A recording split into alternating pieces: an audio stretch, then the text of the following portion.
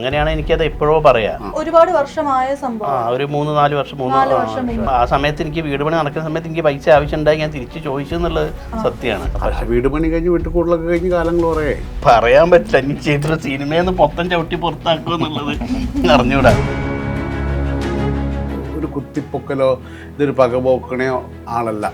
ഈ 25 വർഷം കൊണ്ട് ഞാൻ മനസ്സിലാക്കിയെടുത്തൊരു കാര്യമാണ്. സത്യം പറഞ്ഞാൽ കടം കൊടുത്ത ഒരാൾക്കാർ എനിക്ക് തിരിച്ചു തന്നില്ല.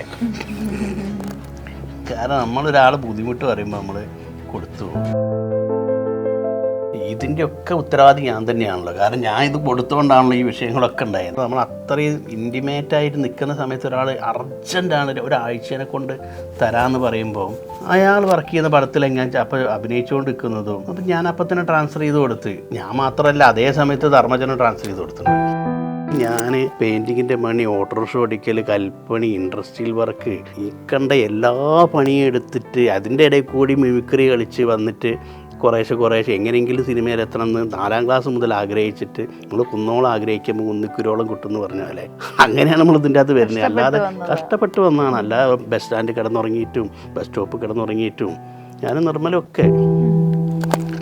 പലരും ചോദിച്ചിട്ടുണ്ട്, കഴിഞ്ഞില്ലേ ഹരീഷ്, കഴിഞ്ഞില്ലേ ഇപ്പോൾ പടമൊന്നുമില്ലല്ലേ അങ്ങനെ ചോദിക്കുന്ന ആൾക്കാരോട് ഞാൻ പറയും ഇല്ല, ഇപ്പോൾ ഒന്നുമില്ല, ഞാൻ അഭിനയം നിർത്തി, ഇപ്പം പരിപാടി ഒന്നും ആരും വിളിക്കലുമില്ല, ഞാൻ നൃത്തം ചെയ്ത്. ഓ എന്തൊരു സന്തോഷം. അയാൾക്ക് ഭയങ്കര ഹാപ്പി. ഹരീഷ് സിനിമയിൽ കള്ളു പിടിച്ചിട്ടോ പെണ്ണ് പിടിച്ചിട്ടോ ഔട്ടായി പോയ ഒരാളല്ല. Make every wedding unforgettable. Joya Lucas, world's favorite jeweler. Smart phone പർച്ചേസിന് ഓക്സിജൻ നൽകുന്ന ഉറപ്പ്. ഏറ്റവും കുറഞ്ഞ വില, വമ്പിച്ച collections, best finance, cash back and exchange ഓഫറുകൾ. സ്മാർട്ട് ഫോണിന് only Oxygen. Oxygen, the smart phone expert. ഇന്ന് എന്റെ കൂടെ ഉള്ളത് മധുരക്കണക്ക് എന്ന സിനിമയുടെ വിശേഷങ്ങളുമായി സെന്തിലേട്ടൻ, ഹരീഷേട്ടൻ, നിർമ്മലേട്ടൻ. വെൽക്കം. നമസ്കാരം. മൊത്തത്തിൽ ടയേർഡായി, വലഞ്ഞു, ക്ഷീണിച്ചോ? ഈ കുറച്ച് ക്ഷീണിച്ചിട്ടുണ്ടല്ലോ. ഞാനും എത്ര നേരമായിട്ട് വെയിറ്റ് ചെയ്തിരിക്കുകയാണ്. എക്സാം ഒക്കെ എഴുതി കിടന്നുറങ്ങാൻ.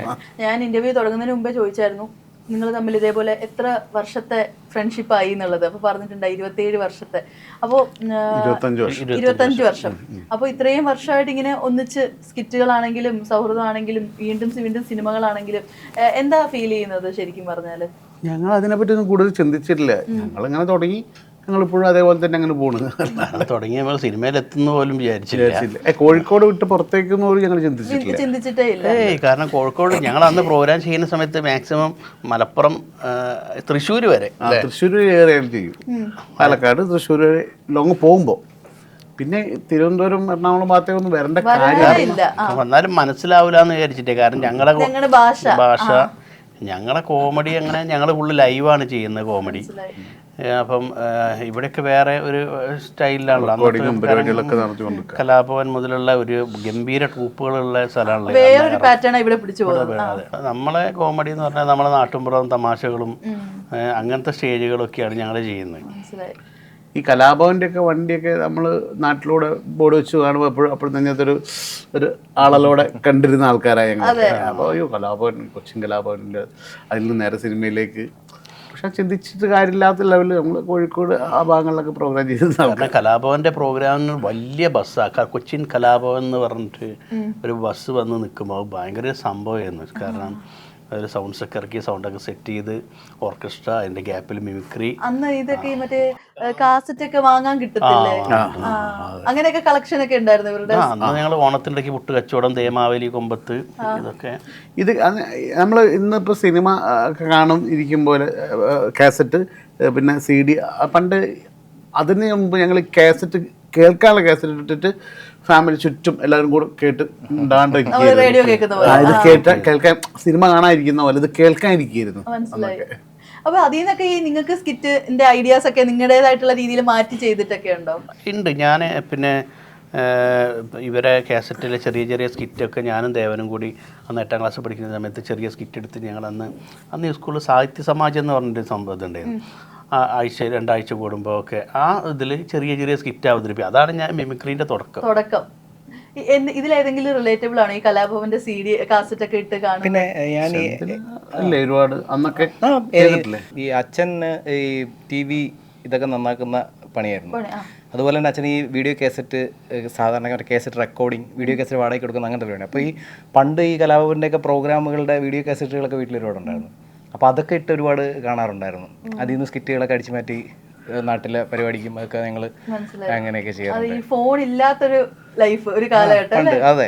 അപ്പൊ ഇപ്പൊ പലരും പറയുന്നുണ്ട് ഇങ്ങനെ ഈ ഡ്യൂ ഡ്രോപ്സിലൊക്കെ പാട്ടുകളൊക്കെ കേൾക്കുമ്പോഴത്തേക്ക് ഭയങ്കര നൊസ്റ്റാൾജി അടിക്കുന്ന പോലെ അങ്ങനത്തെ ഒരു മെമ്മറി.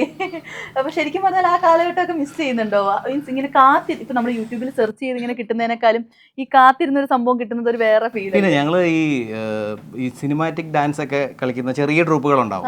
അവരുടെ ഗ്യാപ്പിൽ മാട്ട കളിക്കാൻ വേണ്ടി ചെറിയ ഒരു സ്കിറ്റൊക്കെ കളിക്കാൻ വേണ്ടിയിട്ട് അങ്ങനെ വെയിറ്റ് ചെയ്തൊക്കെ നിൽക്കുന്ന ഒരു കാലഘട്ടമാണ് ഉത്സവത്തിന്റെ ഒക്കെ സമയത്ത്. മനസ്സിലായി. ശരി, ഇപ്പൊ കോമഡിയുടെ ഗ്യാപ്പിലാണ് സിനിമാറ്റിക് ഡാൻസ് ഒക്കെ. അന്ന് സിനിമാറ്റിക് ഡാൻസിന്റെ ഗ്യാപ്പിൽ അവരുടെ ഗ്യാപ്പിൽ മിമിക്രി കളിക്കാൻ പോകുന്നത്.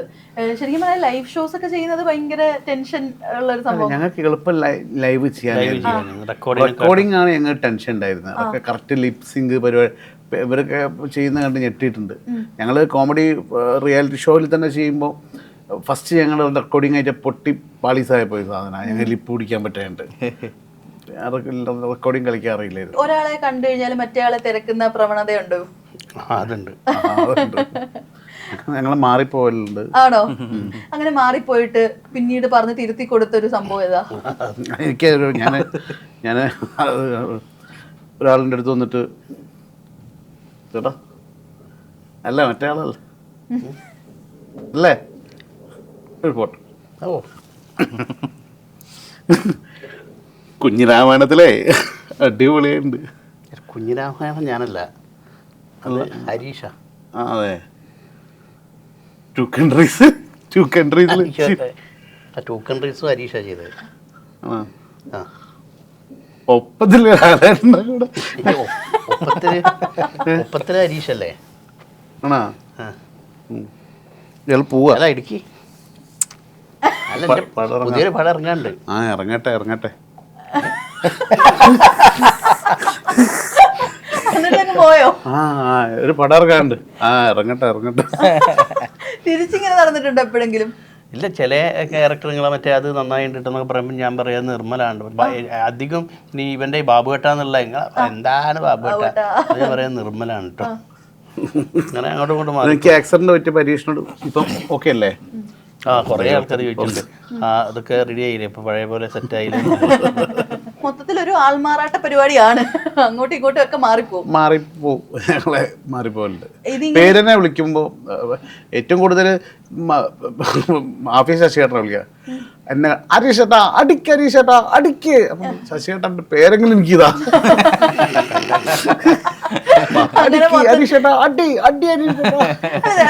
നമ്മുടെ സെറ്റിൽ ഇങ്ങനെ എപ്പോഴെങ്കിലും മാറി പോവാറുണ്ടായിരുന്നോ രണ്ടുപേരെയും കൂടെ? ഇവിടെയോ? ഞങ്ങൾ നമ്മൾ ഒരുമിച്ച് കണ്ടിട്ടില്ല. നമ്മൾ കോമ്പിനേഷൻ ഹരീഷേട്ടനുമായിട്ട് ഉണ്ടായിരുന്നു, ഒരു ദിവസം ഉണ്ടായിരുന്നു. പക്ഷെ നിർമ്മലേട്ടനുമായിട്ട് അങ്ങനെ ഞങ്ങൾ മൂന്നുപേരും ഒരുമിച്ച് ഇല്ല.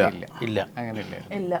ഇപ്പൊ നമ്മള് പ്രസ് മീറ്റ് ഒക്കെ കണ്ടിട്ടുണ്ടായിരുന്നു. മൊത്തത്തില് ഒരു സ്ട്രെസ്ഫുൾ ആയിട്ട് ഇരിക്കുന്നതാണോ അതോ ഈ പറയുന്ന പോലെ ഇന്റർവ്യൂ ഒക്കെ കൊടുത്തിട്ടുള്ള ക്ഷീണമാണോ?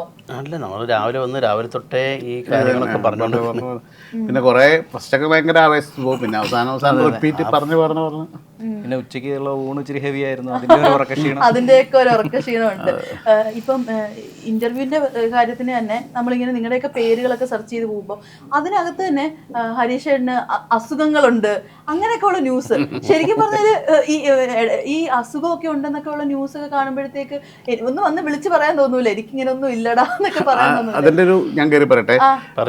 ഞങ്ങളുടെ നാട്ടിലൊരു ഞങ്ങളുടെ സുഹൃത്തുണ്ട്. ആൾക്കുള്ള ലിവറിന് അസുഖം ബാധിച്ച് ഞങ്ങൾ ആൾക്ക് വേണ്ടി കോഴിക്കോട് ബീച്ചിൽ വലിയ ഷോ ചെയ്തിട്ട് ഞങ്ങൾ രാത്രി ഒരുമിച്ച് ഞങ്ങൾ ഭക്ഷണം കഴിച്ച് ഞങ്ങൾ ഒരുമിച്ച് തിരിച്ച് പിരിഞ്ഞതാണ്.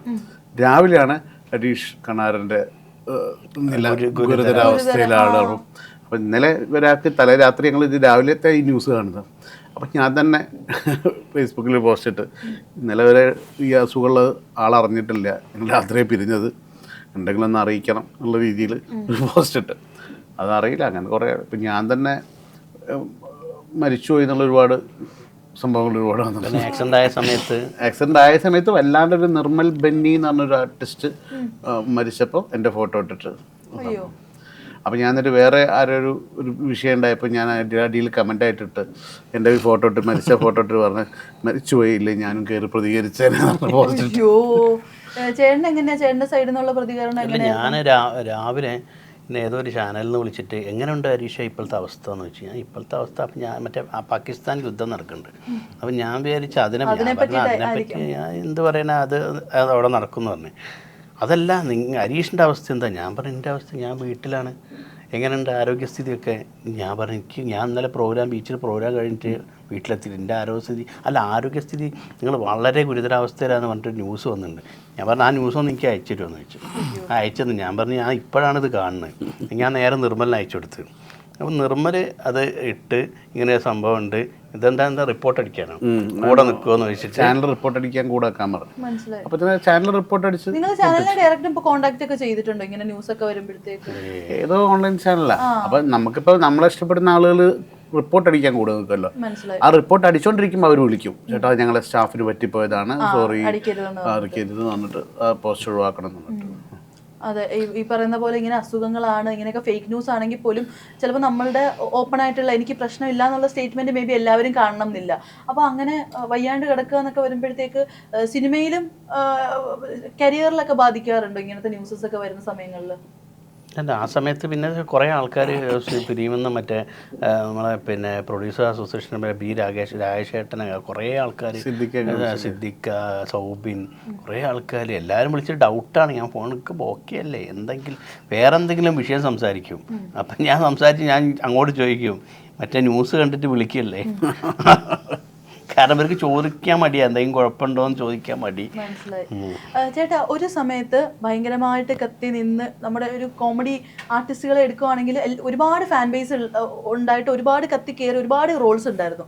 എന്നാൽ ഒരു ടൈം ആയപ്പോഴത്തേക്ക് ഈ റോൾസ് കുറച്ച് സിനിമ സെലക്റ്റീവായിട്ട് ചൂസ് ചെയ്തതാണോ അതോ സിനിമകളുടെ കഥകളിൽ വരുന്ന മാറ്റം കാരണമാണോ ഒന്ന് മാറി നിൽക്കേണ്ടി വന്നത്? അല്ല, ചിലപ്പം സിനിമ ഓൾറെഡി കൊറോണയ്ക്ക് ശേഷം മാറി. പിന്നെ അത് കൊറോണയ്ക്ക് തൊട്ട് മുമ്പ് വരെ കള്ളൻ ഡിസൂസ, പിന്നെ ഉപചാരപൂർവ്വം ഗുണ്ടാജയൻ, ഷൈലോക്ക് ഒക്കെ ആ സമയത്ത് ചെയ്ത് ഇറങ്ങിയ പടങ്ങളാണ് ആ സമയത്ത്. പിന്നെ കൊറോണയ്ക്ക് ശേഷം മൊത്തം പടം മാറി, മൊത്തം വേറൊരു ലെവലായി. പിന്നെ സാധാരണ നമ്മൾ വിചാരിക്കില്ല, കാരണം ഒരു കോമഡി ഇപ്പോൾ നമുക്ക് റൗണ്ട് കഴിഞ്ഞ് ചിലപ്പം ഇരിക്കും, കാരണം ഇങ്ങനെ കയറി ചിലപ്പോൾ ഇങ്ങനെ ഇറങ്ങിയതിരിക്കും എന്നുള്ള ആണ് വിചാരിച്ച്. അതായിരിക്കും ചിലപ്പോൾ. ചേട്ടൻ സെലക്റ്റീവായിട്ട് റോൾസ് ചൂസ് ചെയ്യും? ഞാൻ സെലക്റ്റീവ് ആവലേ ഇല്ല, കാരണം എന്താ കിട്ടണ വെച്ചാൽ അത് അഭിനയിക്കുക എന്നല്ലാതെ. കാരണം നമ്മളെ പണി ഇതാണല്ലോ. അപ്പം അതിന് പിന്നെ നമ്മൾ സെലക്ട് ചെയ്തപ്പം ലാലേട്ടനൊരു പടം ഫുള്ള് കമ്മിറ്റ് ചെയ്ത് സ്ക്രിപ്റ്റ് കേട്ട് കമ്മിറ്റ് ചെയ്തൊരു പടം ഞാൻ പിന്നെ സെലക്ട് ചെയ്യേണ്ട ആവശ്യമുണ്ട്? എനിക്കൊരു റോള് കിട്ടുമ്പോൾ പോയി അഭിനയിക്കുക എന്നല്ലാതെ. അങ്ങനെ ഒരു കോൺഫിഡൻസ് വരും അല്ലേ, നല്ല ആർട്ടിസ്റ്റുകളുടെ ലിസ്റ്റ് നോക്കി കഴിയുമ്പോഴത്തേക്ക്? അങ്ങനെ കണ്ണും പൂട്ടി സെലക്ട് ചെയ്തൊരു പടം ഏതായിരിക്കും? ഞാൻ എല്ലാ മിക്ക പടങ്ങളും കണ്ണും പൂട്ടി സെലക്ട് ചെയ്യും. EMI അടച്ചു പോണ്ടേ, ചുമ്മാ പറഞ്ഞാണെങ്കിൽ പോലും. എന്നാലും നമ്മൾ ആർട്ടിസ്റ്റുകളെയൊക്കെ നോക്കുമ്പോഴത്തേക്ക് ഒരു ഹാപ്പിനെസ് കിട്ടുമല്ലോ. അങ്ങനെ ഉണ്ടായ ഒരു സിനിമ ഏതായിരിക്കും? ഞാൻ ഈ ബാഡ് ബോയ്സ് എന്ന് പറഞ്ഞൊരു പടമില്ലേ, അത് ഈ റഹ്മാനിക്ക, പിന്നെ ബിബിൻ ജോർജ്, അങ്ങനെ നമുക്കൊരു വൈബ് ഉള്ള ഒരു ആർട്ടിസ്റ്റുകളുള്ളതുകൊണ്ട് റഹ്മാനിക്കയുടെ ഒക്കെ അഭിനയിക്കാനൊക്കെ ഒരു കൊതി ഉണ്ടായിരുന്നു. അപ്പോൾ അതൊക്കെ നമ്മൾ വേറെ ഒന്നും നോക്കാറില്ല. ഹരീഷ് ചേട്ടാ, ഇപ്പം ഏറ്റവും കൂടുതൽ ചർച്ചയാവുന്നത് ചേട്ടൻ പൈസ കടം കൊടുത്ത കാര്യവും ഒക്കെ തന്നെയാണ്. അപ്പോൾ ശരിക്കും പറഞ്ഞാൽ ഈ ഒരു ഇഷ്യൂ കാരണം സിനിമയുടെ ഇപ്പൊ ARMന്റെ കാര്യം പറഞ്ഞു, ഇതല്ലാണ്ട് സിനിമ കരിയറിനെ ഞാൻ അറിഞ്ഞ ഒരു സംഭവം അത് മാത്രമേ. പിന്നെ അല്ലാതെ ഇപ്പം ഞാനിപ്പോൾ വന്നപ്പോൾ കുറേ കാര്യങ്ങൾ എന്നെ പറ്റി ഫുൾ പറഞ്ഞിട്ടുണ്ട് എന്നുള്ളത് ഞാനിപ്പോൾ അറിഞ്ഞിട്ടുണ്ട്, അറിയാം. അപ്പം അതിന് ശേഷമാണ് ആ ഒരു ഇൻ്റർവ്യൂ വന്നിട്ട് പിന്നെ ഇൻ്റർവ്യൂ ചെയ്യുന്ന ആൾ എൻ്റെ അടുത്ത് അങ്ങനെ ചോദിച്ചപ്പം, കാരണം എന്തുകൊണ്ട് മാറി നിന്ന്, എന്താണ് ഇതിൻ്റെ വിഷയം, ചേട്ടൻ മനഃപൂർവ്വം മാറി നിന്നാണോ? അപ്പം ഞാൻ ഇതിനെപ്പറ്റി അറിഞ്ഞതുകൊണ്ടാണ് ഞാൻ അതിലങ്ങനെ ഇന്ന മാതിരി സംഭവം ഉണ്ടായി, അതായിരിക്കും എന്ന് ഞാൻ പറഞ്ഞു. ഞാൻ മനസ്സിലാക്കിയെടുത്തോളം ഹരീഷ് അതൊരു ഒരു പരാതിയായിട്ട് ഒരു ചാനൽ വിളിച്ചു കൂട്ടിയിട്ട് ഒരു കംപ്ലൈൻറ്റ് പറഞ്ഞതല്ലാന്നാണ് എനിക്ക് തോന്നുന്നത്. ഒരു ഇൻ്റർവ്യൂക്കിടയിൽ ഒരു ചോദ്യം ചോദിച്ചു, അത് കറക്റ്റ് ആ സമയത്ത് അവർ ഉത്തര സമയത്ത് പറഞ്ഞു, ആ സാധനം പൊങ്ങി വന്നതെന്നല്ലാതെ ഒരു ഇതിനു വേണ്ടി അങ്ങനെയാണ് എനിക്കത് എപ്പോഴോ പറയാം. ഒരുപാട് വർഷമായ സംഭവം, ഒരു 3-4 വർഷം മുമ്പായ സംഭവമാണ്. അപ്പൊ നമ്മുടെ പക്ഷെ ആ സമയത്ത് എനിക്ക് വീട് പണി നടക്കുന്ന സമയത്ത് എനിക്ക് പൈസ ആവശ്യമുണ്ടായി, ഞാൻ തിരിച്ചു ചോദിച്ചു എന്നുള്ളത് സത്യമാണ്. വീട് പണി കഴിഞ്ഞ് വീട്ടുകൂടലൊക്കെ കഴിഞ്ഞ് കാലങ്ങൾ കുറേയായി. അതെ, വീട് താമസം കഴിഞ്ഞിട്ട് ഇപ്പോൾ 2 വർഷം ആവുന്നു. അപ്പൊ ഇങ്ങനെ ഒരു ഈ തുറന്നു പറച്ചിലുകളൊക്കെ ഇപ്പൊ ഇങ്ങനെ എല്ലാം പൊങ്ങി വരുന്ന സമയങ്ങളിൽ ശരിക്കും പറഞ്ഞാൽ ഇപ്പൊ അങ്ങനെ ഒരു പേടി തോന്നുമോ നമ്മുടെ സിനിമയിൽ തന്നെ ഒരു പേടി എന്നോട് ഞാൻ വണ്ടി മുന്നിൽ വിടാ, ഈ ബാക്കിൽ വന്നാ മതി, പെട്ടെന്ന് എന്തെങ്കിലും അറ്റാക്ക് വന്നു എനിക്ക് കരാട്ടൊക്കെയാന്ന്. അല്ല സീരിയസ് ആയിട്ട് ഞാൻ അല്ലാതെ തന്നെ ചോദിച്ചതാ. പറയാൻ പറ്റില്ല, ഇനി ചെയ്തിട്ട് സിനിമയെന്ന് മൊത്തം ചവിട്ടി പുറത്താക്കുക എന്നുള്ളത് അറിഞ്ഞൂടാ. പേരൊക്കെ പുറത്ത് പറയുന്ന സമയങ്ങളിൽ അതാ ഞാൻ ചോദിച്ചത്. അല്ല അത് ഇപ്പം ഇങ്ങനെ എൻ്റെ വൈഫിനെ വിളിച്ച് ചോദിച്ചു, ഇനിയിപ്പോൾ എറണാകുളത്തേക്ക് പോകുമ്പോൾ എനിക്ക് ടെൻഷനായി, പ്രശ്നമായി, വെറുതെ ആവശ്യമില്ലാത്ത ഓരോന്ന് പറയണ്ട, പോട്ടെ, ഞങ്ങൾ ഇനി അങ്ങോട്ടൊക്കെ ഷൂട്ടിനൊക്കെ പോകുമ്പോൾ വിഷയമല്ലേ ഒക്കെ. ഇപ്പം വീട്ടുകാർക്ക് മൊത്തം ടെൻഷനായി. നമ്മളിങ്ങനെ ഓരോന്നൊക്കെ പറയുമ്പോൾ ഫാമിലിക്ക് ഭയങ്കരമായിട്ടുള്ള, കാരണം നമ്മൾ വിട്ട് നിൽക്കുമ്പം, കാരണം നമ്മളിവിടെ ഷൂട്ടൊക്കെ ആയിട്ട് എറണാകുളത്ത് വരുന്നതല്ലേ, അപ്പം എന്തോ ഒരു പേടി ഉണ്ടാവില്ലേ. മനസ്സിലായി. ഞാൻ അപ്പോഴും പ്രസ് മീറ്റിന്റെ സമയത്താണെങ്കിലും ഇപ്പോഴാണെങ്കിലും എപ്പോഴും നോക്കുന്നത് നിർമ്മലേട്ടനാണെങ്കിൽ ഇതേപോലെ ലൈക്ക് അങ്ങനെ ഒരു ബെസ്റ്റ് ഫ്രണ്ട് അങ്ങനെ കൂടെ നിൽക്കുന്നതായിട്ട് ഫീൽ ചെയ്യുന്നു. അതായത് എന്ത് പറയാനാണെങ്കിലും ഒരു കൂടെ ഒരു സപ്പോർട്ട് അല്ലേ, അങ്ങനെ എനിക്ക് ഫീൽ അല്ല. ഞാനിപ്പോഴും സപ്പോർട്ടിൻ്റെ അല്ല, ഞാനിപ്പോഴും പറഞ്ഞത് ഇതൊരു കുത്തിപ്പൊക്കലോ ഇതൊരു പകപോക്കണയോ ആളല്ല. ഈ 25 വർഷം കൊണ്ട് ഞാൻ മനസ്സിലാക്കിയെടുത്തൊരു കാര്യമാണ് ഹരീഷ്. അല്ലെങ്കിൽ അതൊരു പ്രശ്നമാക്കി ഒരാൾ ലൈഫിൽ ഇങ്ങനെ സംഭവം ഉണ്ടാക്കിയെടുക്കണം ചിന്തിക്കുന്ന ഒരാളല്ല. ഇത് സംഭവിച്ചപ്പോൾ വായന്ന് വന്നൊരു വാക്ക് അത് ന്യൂസായി ചാനലാണല്ലോ. അപ്പോൾ വന്നപ്പോൾ പിന്നെ പറഞ്ഞു പോയതാണല്ലോ, മാറ്റാൻ പറ്റൂല. അതിൽ നിന്നല്ലാതെ ഒരാളെ ലൈഫ് ഇത് വന്നപ്പം ഇതുപോലെ അനുഭവിച്ച കുറേ ആൾക്കാർ എന്നെ സപ്പോർട്ട് ചെയ്തിട്ട് എന്നെ വിളിച്ച് പറഞ്ഞിട്ടും കുറേ ആൾക്കാർ വാട്സപ്പിൽ മെസ്സേജ് അയച്ചിട്ട് നിങ്ങൾ ഇപ്പോഴാണ് ഇത് ചെയ്ത് ശരിയായി, അപ്പോൾ നിങ്ങളെങ്കിലും തുറന്ന് പറഞ്ഞല്ലോ, പല ആൾക്കാരും ഇത് തുറന്ന് പറയാൻ മടിക്കുന്നുണ്ട്, പേടിക്കുന്നുണ്ട് എന്നൊക്കെ പറഞ്ഞിട്ട് എനിക്ക് മെസ്സേജ് വന്നിട്ടുണ്ടായി.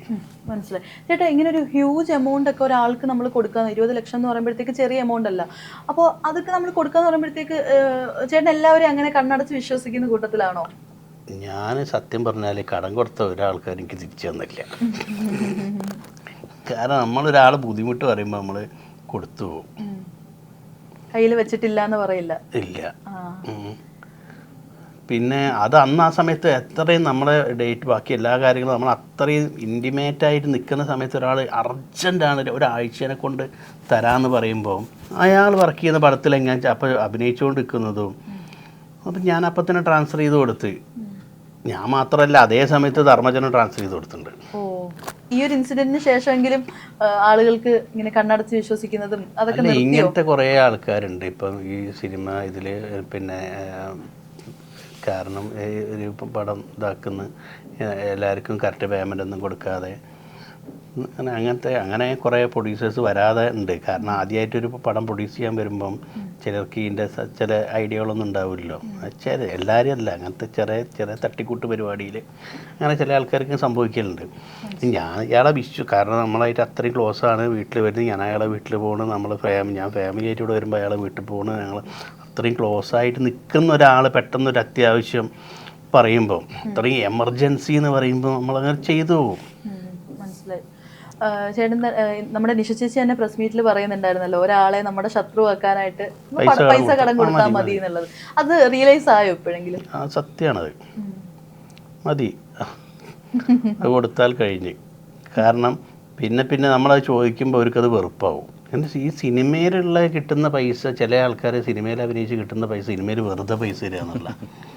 നമ്മൾ രാവിലെ 6 മണിക്ക് കഴിഞ്ഞിട്ട് 7 മണിക്ക് 8 മണിക്ക് ലൊക്കേഷനിൽ ചെന്ന് രാത്രി 9 വരെ ഇതിൻ്റെ വർക്ക് ചെയ്ത് ഇതിന് ഇത്ര ദിവസങ്ങൾ വർക്ക് ചെയ്തിട്ടാണ് നമുക്കൊരു പൈസ കിട്ടുക. അതും ഓരോ ചെറിയ റോളിൽ നമ്മൾ മിമിക്രി കളിച്ച് അതൊന്ന് വന്ന് ഓരോ ചെറിയ റോളിൽ സിനിമയിൽ ചാൻസ് കിട്ടി അത് ചെയ്ത് വന്നിട്ട് നമ്മൾ കുറച്ച് നല്ല ക്യാരക്ടറിലേക്ക് വന്നപ്പം നമുക്ക് അത്യാവശ്യം പൈസ കിട്ടുന്നതും. ഓക്കെ, ഒരു ബ്രേക്ക് വന്നു കഴിഞ്ഞാൽ നമുക്ക് അത്രയും നമ്മൾ പറയുന്ന പൈസ ഒക്കെ കിട്ടുന്നുള്ളൂ. നമ്മളൊരു ഇത്ര പൈസ വേണമെന്ന് പറയുമ്പോൾ അപ്പം അത് കിട്ടി തുടങ്ങിയിട്ട് നമ്മൾ ഒരു അധ്വാനം ഇല്ലാതെ അപ്പോൾ കിട്ടുന്ന പൈസയാണ് സിനിമയിൽ എന്നുള്ള ഒരുവിധ ആൾക്കാരെ വിചാരം. ഇപ്പം ഒരു സിനിമയിൽ അഭിനയിക്കുന്ന ഒരു കാറ് വാങ്ങിയപ്പം ഞാനൊരു കാറ് വാങ്ങി, ഒരു കീ. അപ്പം സ്വാഭാവികമായിട്ടൊരു നമ്മളൊരു വണ്ടി എടുക്കുമ്പോൾ അവർ ഫോട്ടോ എടുത്തിട്ട് ഹരീഷ് കാണാതെ എന്നെ കാറെടുത്ത് അപ്പം തന്നെ ഫുൾ തെറിവിളിയുണ്ടാവുക. നമുക്ക് വെറുതെ കിട്ടുന്ന ഒരു പൈസ പോലെ. അത് ഞാൻ പെയിൻറ്റിങ്ങിൻ്റെ പണി, ഓട്ടോറിക്ഷ ഓടിക്കൽ, കൽപ്പണി, ഇൻഡസ്ട്രിയൽ വർക്ക്, ഈ കണ്ട എല്ലാ പണിയും എടുത്തിട്ട് അതിൻ്റെ ഇടയിൽ കൂടി മിമിക്രി കളിച്ച് വന്നിട്ട് കുറേശ്ശെ എങ്ങനെയെങ്കിലും സിനിമയിൽ എത്തണം എന്ന് 4ാം ക്ലാസ് മുതൽ ആഗ്രഹിച്ചിട്ട് നമ്മൾ കുന്നോളം ആഗ്രഹിക്കുമ്പോൾ കുന്നിക്കുരോളം കിട്ടുമെന്ന് പറഞ്ഞ പോലെ അങ്ങനെയാണ് നമ്മൾ ഇതിൻ്റെ അകത്ത് വരുന്നത്. അല്ലാതെ കഷ്ടപ്പെട്ട് വന്നതാണ്. അല്ലാതെ ബസ് സ്റ്റാൻഡ് കിടന്നുറങ്ങിയിട്ടും ബസ് സ്റ്റോപ്പ് കിടന്നുറങ്ങിയിട്ടും ഞാൻ നിർമ്മലൊക്കെ, അല്ലാതെ ഒറ്റയടിക്ക് നേരം വെളുത്ത് ഞാൻ സിനിമാ നടനായതല്ല. ഈ ചില ഇനോഗ്രേഷനൊക്കെ വിളിക്കുമ്പോൾ പറയും, ചേട്ടാ അത്ര പറയുമ്പോൾ നമുക്കൊരു റിബൺ കട്ട് ചെയ്യാനേ ഉള്ളൂ, അത്ര പണിയുള്ളൂ. ഈ റിബൺ കട്ട് ചെയ്യലിന് നമ്മൾ വേർത്ത് ചാവുന്നതുകൊണ്ടല്ല, ഈ ഇത്ര കൊല്ലത്തെ നമ്മളെ തന്നെ വിളിക്കുന്ന എന്തിനാ, അല്ല അവിടെ ആരെയും കൊണ്ട് റിബൺ കട്ട് ചെയ്ച്ച് പോയപ്പോൾ റിബൺ കട്ട് ചെയ്യുന്നത് നമ്മൾ ഇത്ര വർഷത്തിൻ്റെ ഒരു റെമുനറേഷൻ ഉണ്ട്, വേറെ വരുമാനമൊന്നും ഇല്ല. അപ്പോൾ ഇതേ ഉള്ളൂ. അപ്പം അങ്ങനെ ചോദിക്കുന്നതാണ്. അപ്പം അല്ലാണ്ട് റിബൺ കട്ട് ചെയ്യൽ വലിയ ജോലിയായിട്ടല്ല. അതെ, ഇവിടെ പ്രസ് മീറ്റിൽ തന്നെ ചോദിക്കുന്നുണ്ടായിരുന്നു, ലീഗലി മൂവ് ചെയ്തിട്ടുണ്ടോ? ഞാനിത് ഒഴിവാക്കി വൈഫ് എല്ലാവരും അത് പോട്ടെ, അത് കിട്ടൂല. കാരണം ഒരാൾ തരൂലാന്ന് തീരുമാനിച്ചു കഴിഞ്ഞാൽ പിന്നെ ഒരിക്കലും കിട്ടൂല. അയാൾ ഞാൻ കൊടുക്കാൻ ഉദ്ദേശിക്കുന്നില്ല. പിന്നെ ഞാൻ ആ സമയത്ത് തിരക്കുള്ള സമയത്ത് ഞാൻ പിന്നെ അതേ സമയത്ത് പ്രോഗ്രാം ചെയ്യും, സ്റ്റേജ് ഷോ ചെയ്യും. ഇവിടെ ദുബായിൽ പോയി അവരെ കൂടെ അവിടെ ഇവിടെയൊക്കെ പ്രോഗ്രാമിന് പോകും. അതേ സമയത്ത് സിനിമ ചെയ്യും. പിന്നെ ഞാൻ ഒരു പൈസ അനാവശ്യമായിട്ട് ഞാനൊന്നും കളഞ്ഞില്ല. അവനോട് ചോദിച്ചാൽ മതി. ഒരു നല്ല അത്യാവശ്യം സ്ഥലങ്ങളും വേറെ സേവിങ്സും അതും ഇതൊക്കെ ചെയ്ത് വെച്ചുകൊണ്ട് എനിക്കിതൊന്നും ബാധിച്ച് പ്രശ്നം ഉണ്ടായില്ല അങ്ങനത്തെ. പിന്നെ നമ്മൾ അതിൻ്റെ കൂടെ തന്നെ നമ്മളെ പ്രോഗ്രാംസ് ഇപ്പോഴും കണ്ടിന്യൂ ചെയ്ത് പോകണമുണ്ട്. ഇത് മേ ബി ഒരു സേവിങ്സ് ഒന്നും ഇല്ലാത്ത ഒരാളായിരുന്നെങ്കിൽ തകർന്നു.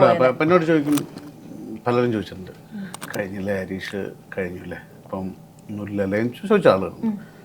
ഞാൻ പറഞ്ഞ പടം കുറവുണ്ട്, പക്ഷെ ഞാൻ കഴിഞ്ഞ ആഴ്ച 20 സെൻറ്റ് സ്ഥലം എടുത്ത് അതിൻ്റെ അഗ്രിമെൻറ്റ് കഴിഞ്ഞിട്ടുള്ളൂ, കാറ് മാറ്റില്ലോ എന്ന് പറഞ്ഞു. മൂപ്പര് ഇതിൻ്റെ അഡീഷൻ്റെ ആയിട്ട് പറയുകയാണെങ്കിൽ ഞങ്ങൾ ഈ 100-300 റുപ്യ കിട്ടുമ്പോൾ ഞങ്ങൾ എങ്ങനെ ജീവിച്ചോ മൂപ്പര് ലൈഫ് ഇപ്പോഴും അങ്ങനെ തന്നെയാണ്. അപ്പം ഒരു പൈസ തീർന്നുകൊണ്ട് ഞാൻ സെന്തിലിനോട് പറഞ്ഞിട്ടിരുന്നു, നേരത്തെ സംസാരിച്ചു. മൂപ്പര് ഹരീഷ് ജീവിക്കുന്ന അങ്ങനെ തന്നെയാണ്, അന്നങ്ങനെ ജീവിച്ചു അങ്ങനെ തന്നെ. അല്ല ഞങ്ങളെല്ലാവരും കാര്യം കേട്ടോ.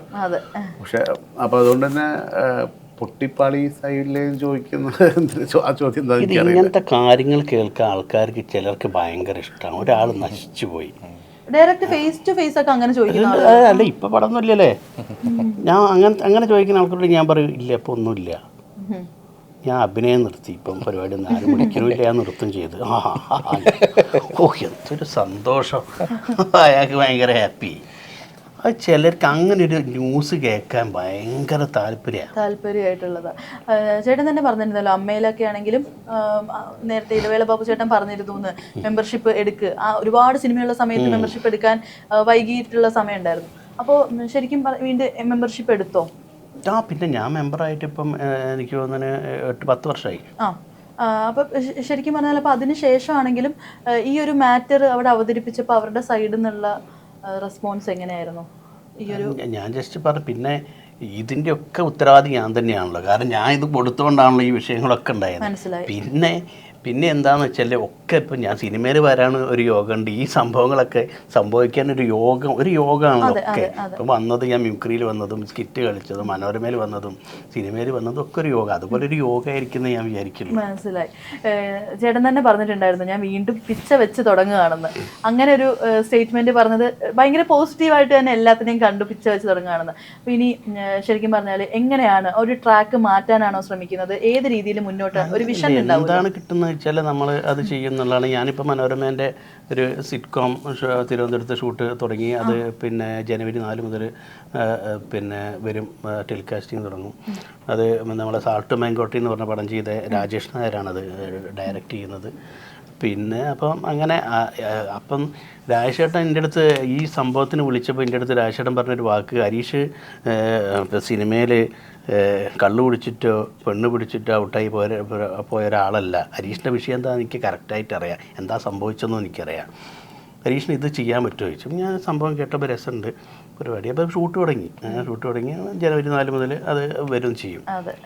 അപ്പം പിന്നെ ഇതിനൊരു നെഗറ്റീവായിട്ട് കാണില്ല, ഒക്കെ പോസിറ്റീവായിട്ട്. ഞാൻ വീട്ടിൽ ജോലിയാണ്. ഞാൻ പണ്ട് മുതലേ ഇവൻ മിമിക്രിക്ക് വിളിക്കുമ്പോൾ ഞാൻ പറഞ്ഞു, ഞാൻ ഇല്ലടാ കുറച്ച് പരിപാടി ഉണ്ട് ഇവിടെ അങ്ങനെ.